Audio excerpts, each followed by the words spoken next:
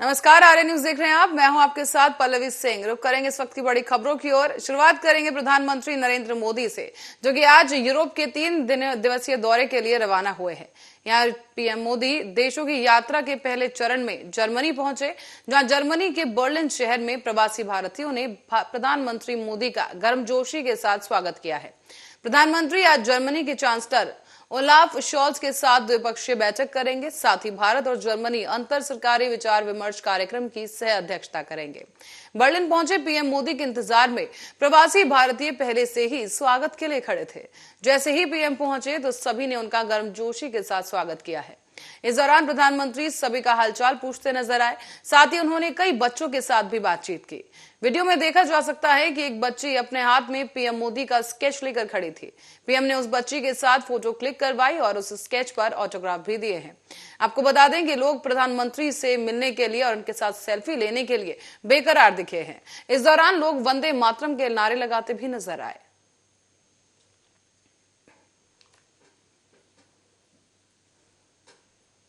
और राजस्थान में गर्मी की प्रचंड मार बरकरार है। जहां रविवार को गर्मी के कारण लोग घरों में कैद रहे, तो वहीं सोमवार की सुबह भी काफी गर्मी और तेज पारा ऊपर जाता दिखाई दिया। मौसम विभाग ने मंगलवार से ही दिन में तापमान में कमी आने की संभावना जताई है। साथ ही यह स्थिति 3 से 4 दिन तक रह सकती है। इधर पश्चिमी विक्षोभ सक्रिय होने की वजह से राजस्थान में मौसम बदल गया है, जिसका असर मलबा, निमाड़ समेत प्रदेश के कई हिस्सों में रहेगा। इससे तापमान में भी गिरावट आएगी और पारा 1 डिग्री नीचे आ सकता है। अप्रैल के आखिरी के 4 दिनों तक और मई महीने के पहले ही दिन तापमान 41.7 डिग्री के पार पहुंच गया। हालांकि आपको बता दें कि मौसम विभाग ने मंगलवार से दिन का तापमान 40 डिग्री के आसपास रहने की संभावना जताई है। ऐसे में संभव यह भी है कि लोगों को अक्षय तृतीया और ईद के दिन गर्मी से कुछ राहत मिलेगी। साथ ही 7 मई के बाद से एक बार फिर से गर्मी के तेवर तीखे होते नजर आ सकते हैं।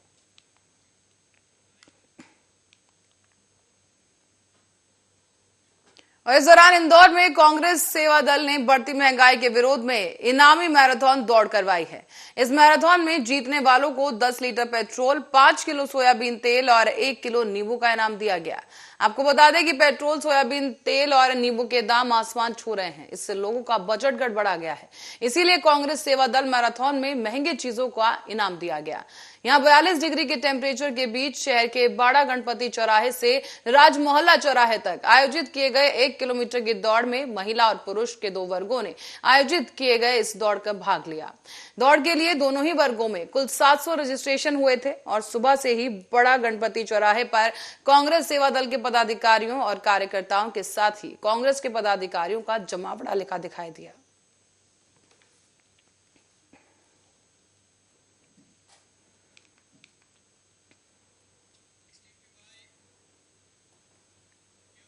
तो वहीं मुख्यमंत्री अशोक गहलोत ने केंद्रीय जल शक्ति मंत्री के राजस्थान नहर परियोजना की विस्तृत परियोजना रिपोर्ट को लेकर कही जा रही बातों पर आश्चर्य जताया है। मुख्यमंत्री ने कहा कि इस परियोजना को राष्ट्रीय महत्व की परियोजना घोषित करने में कोई अड़चन नहीं है। गहलोत ने यह भी कहा कि पूर्वी राजस्थान नहर परियोजना की डीपीआर को तत्कालीन बीजेपी सरकार ने ही साल 2017 में केंद्र सरकार के उपक्रम वेबकॉस लिमिटेड के जरिए तैयार करवाया था। वेबकॉस लिमिटेड जल संबंधी परियोजनाओं के क्षेत्र की एक जानी मानी अंतर्राष्ट्रीय कंसल्टेंसी संस्था है, जहां परियोजनाओं की डीपीआर और उस समय राजस्थान रिवर बेसिन अथॉरिटी के चेयरमैन श्री राम वेदरे ने उनकी देखरेख में ये बनाई गई थी। इस दौरान वर्तमान में श्री राम वेदरे केंद्रीय जल शक्ति मंत्रालय में सलाहकार भी हैं और उनके मंत्रालय के सलाहकार के मार्गदर्शन में बनी इस डीपीआर पर जल शक्ति मंत्री के सवाल उठाने का कोई औचित्य समझ नहीं आता। इस दौरान गहलोत ने यह भी कहा कि इस परियोजना से संबंधित सभी मापदंड केंद्रीय जल आयोग की गाइडलाइन के अनुरूप ही रखे गए थे। केंद्रीय जल शक्ति मंत्री के प्रस्तावित मापदंड परिवर्तन से पूर्वी राजस्थान के किसानों को सिंचाई का पानी उपलब्ध नहीं हो पाएगा। कहा यह भी गया कि पूर्वी राजस्थान में 2 लाख हेक्टेयर क्षेत्र में मिलने वाली सिंचाई सुविधा से किसानों को वंचित नहीं किया जा सकता। अगर केंद्र सरकार की बात मानी गई तो पूर्वी राजस्थान का हाल बुंदेलखंड जैसा हो जाएगा। साथ ही 13 जिलों के किसानों की भूमि प्यासी रह जाएगी।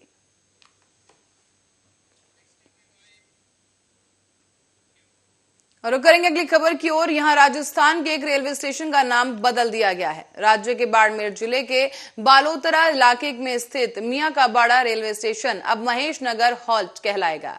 केंद्रीय जल शक्ति मंत्री राजेंद्र सिंह शेखावत और केंद्रीय कृषि राज्य मंत्री कैलाश चौधरी की मौजूदगी में यह नाम परिवर्तन का कार्यक्रम हुआ।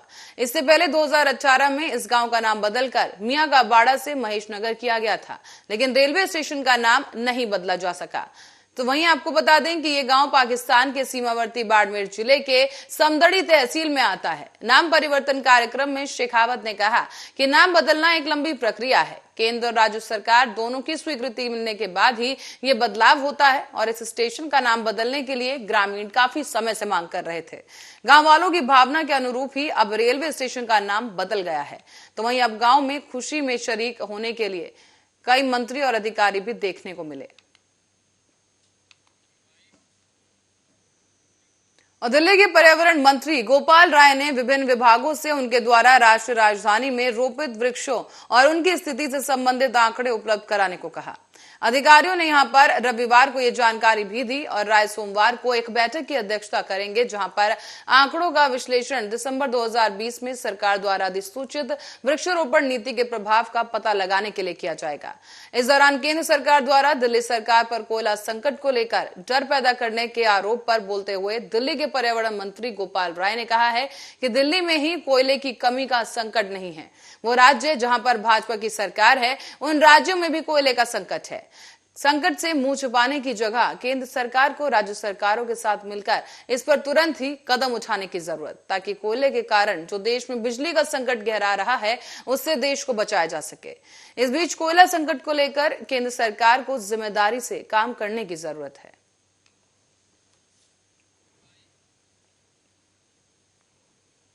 अब पंजाब कैबिनेट की मीटिंग में कई बड़े फैसले लिए गए हैं। यहां भगवंत मान की कैबिनेट ने 26,454 नौकरियों को मंजूरी दे दी है। इसी के साथ ही अब पंजाब में एक विधायक को एक पेंशन भी फैसले पर मोहर लगाई गई। यहां पर पंजाब के सीएम भगवंत मान ने कैबिनेट की मीटिंग के बाद तमाम बड़े फैसलों के बारे में जानकारी दी है। भगवंत मान ने दावा किया कि उनकी सरकार सिर्फ ऐलान नहीं करती, बल्कि जो कहती है वो करके भी दिखाती है। भगवंत मान ने एक ट्वीट किया और कहा कि कई विभागों की 26,454 भर्तियों को मंजूरी दे दी गई है और अब पंजाब में एक विधायक एक ही पेंशन मिलेगी। इस फैसले को मंजूरी दी गई है। पंजाब सरकार ने किसानों और छोटे ट्रांसपोर्टर्स को भी राहत दे दी है। साथ ही पंजाब के सीएम भगवंत मान ने कहा कि घर घर राशन पहुंचाने की स्कीम को मंजूर कर लिया गया है। साथ ही आपको बता दें कि मुक्तसर जिले के नरमे के फैसले के खराब होने पर 41.8 करोड़ मुआवजे की मंजूरी भी दी गई। ऐसे में 38.08 करोड़ किसानों को दिया जा रहा है। 3.81 करोड़ खेत मजदूरों के लिए अप्रूव किया गया, जबकि छोटे ट्रांसपोर्टरों को उनके लिए फीस जमा करवाने के लिए 3 महीने का समय बढ़ा दिया गया है, जो कि किश्तों में भी फीस जमा कराई जा सकती है।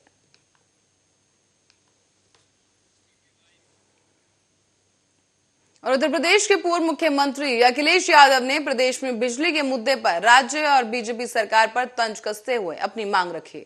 मुख्यमंत्री योगी आदित्यनाथ के बिजली बिल जमा कराने वाले बयान पर प्रतिक्रिया देते हुए समाजवादी पार्टी के राष्ट्रीय अध्यक्ष अखिलेश यादव ने एक ट्वीट किया है। उन्होंने ट्वीट कर लिखा कि उत्तर प्रदेश की बीजेपी सरकार अगर सच में बेकारी से जूझ रही है, जनता के साथ है, तो उसे कोरोना काल 1 अप्रैल 2020 से 31 मार्च 2022 तक के बकाया बिजली बिल माफ करने चाहिए। गरीबों की सरकार से ये खास अपेक्षा है क्योंकि उनकी कमाई नहीं हुई है। वरिष्ठ नागरिकों की भी, क्योंकि ज्यादा ब्याज दर आधी रह गई है।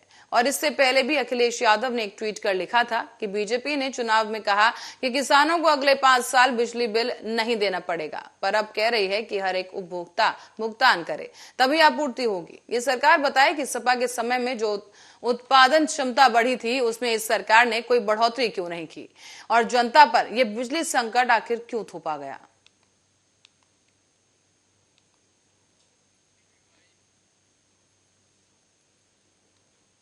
और इसी बीच रुक करेंगे देहरादून का, जहां पर कमर्शियल गैस सिलेंडर्स के रेट एक बार फिर से बढ़ाए गए हैं और ये रेट 102 रुपए बढ़ गए हैं। पिछले 2 महीने में तीसरी दफा ये दाम बढ़े हैं, जिसमें कीमतों में 453 रुपए की बढ़ोतरी हुई। इन दामों में बढ़ोतरी के कारण कमर्शियल गैस सिलेंडर की खपत घट गई है, तो वहीं घरेलू गैस सिलेंडर की मांग बढ़ने लगी है। इस साल मार्च की शुरुआत में भी कमर्शियल गैस सिलेंडर के दाम में 105 रुपए की बढ़ोतरी हुई थी। इसके बाद 22 मार्च को 8 रुपए की कमी जरूर आई, लेकिन कीमत 2000 के पार चल रही थी। अब रविवार को 102 रुपए की फिर से बढ़ोतरी की गई है। मार्च और अप्रैल के बाद अब मई में भी लगातार तीसरी बार कमर्शियल सिलेंडर महंगा हुआ है। इस बीच Uttarakhand LPG distributors welfare association के अध्यक्ष चमन लाल ने बताया कि कमर्शियल गैस सिलेंडर की कीमतें बढ़ने से घरेलू सिलेंडर की खपत बढ़ गई है।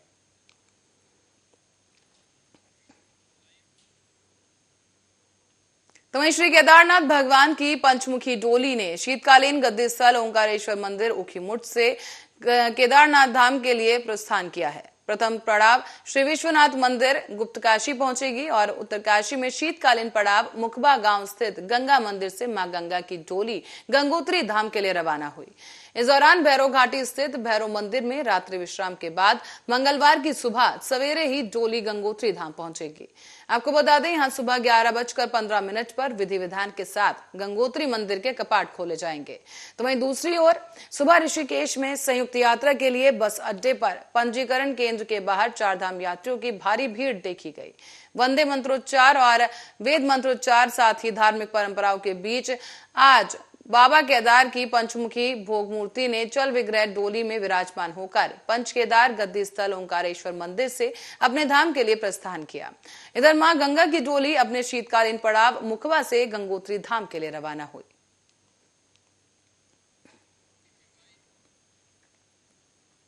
और अब खबर उत्तर प्रदेश के अलीगढ़ के गांव से है, जहां गांव शेखा से खबर सामने आई। तेज रफ्तार वाहन ने बाइक सवार 2 भाइयों को टक्कर मार दी है, जिससे दोनों भाई गंभीर रूप से घायल हो गए, जिसे इलाज के लिए जिला अस्पताल में भर्ती कराया गया। साथ ही आपको बता दें कि इलाज के दौरान ही दोनों भाइयों की मौत हो गई। दोनों भाइयों की मौत से परिवार में कोहराम है।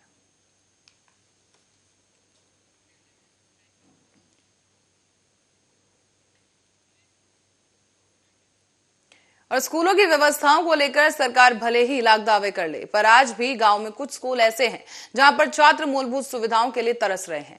ऐसा ही एक स्कूल महाराजगंज में है, जहां छात्र जान जोखिम में डालकर पढ़ने के लिए मजबूर हैं। तो वहीं शिक्षक भी अव्यवस्थाओं से परेशान है। विस्तार से पूरा मामला समझेंगे इस रिपोर्ट में।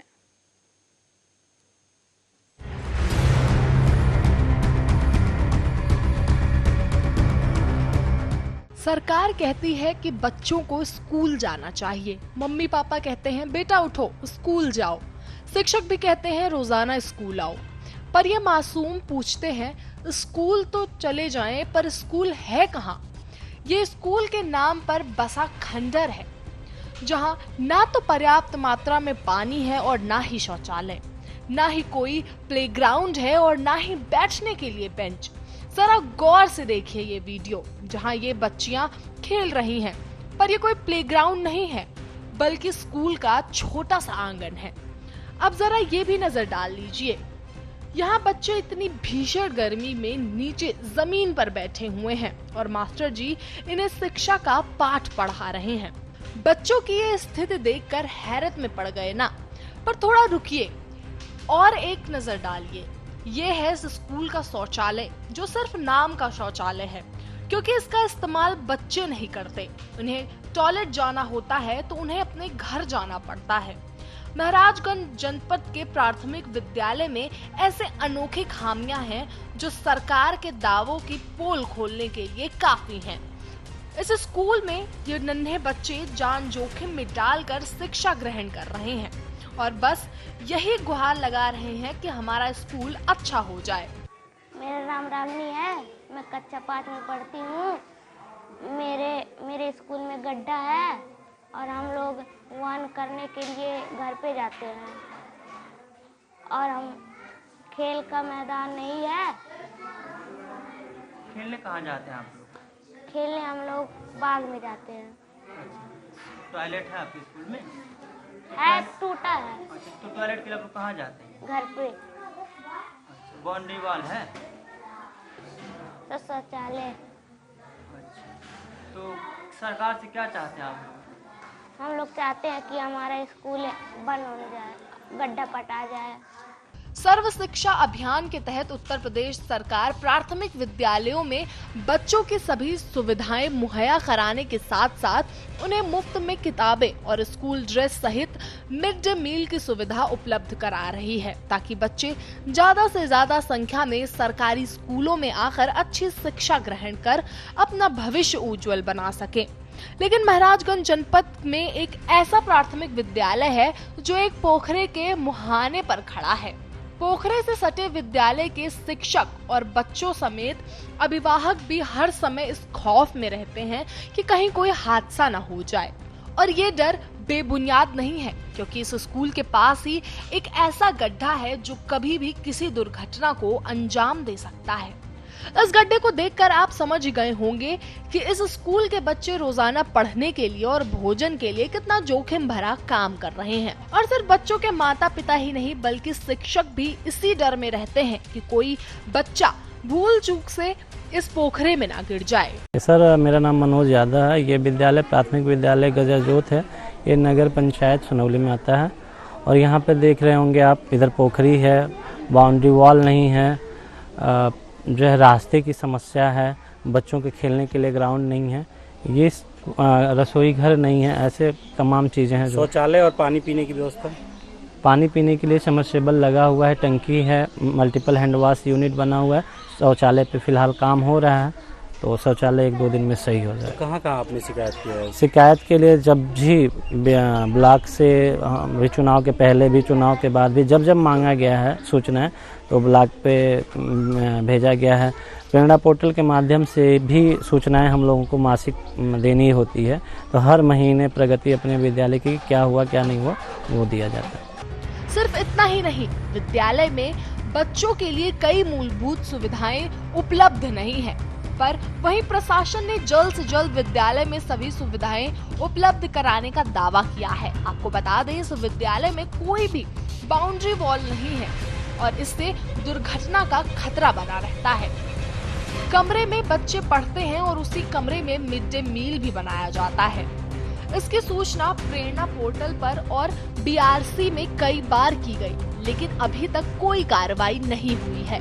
तो वहीं स्कूल की समस्या को लेकर जिला अधिकारी का कुछ कहना है, आप भी सुनिए। देखिए, उस विद्यालय के बारे में जानकारी प्राप्त हुई है और जो वहाँ नगर पालिका के EO हैं, उनको निर्देशित किया गया है कि नगर पालिका के ही फंड से वहाँ पे बच्चों के लिए शौचालय हो या सामान्य परिसर में अन्य विकास के जो कार्य कराए जाने हैं उसको पूर्ण कराएं और 1 हफ्ते के अंदर इस व्यवस्था को जो है सुनिश्चित कराएं। बहरहाल अब यही उम्मीद की जा रही है कि DM साहब का ये आश्वासन और दावा जल्द से जल्द आलम में लाया जा सके, ताकि बच्चे बेखौफ होकर शिक्षा ग्रहण करें और अपने सपने को साकार कर सके।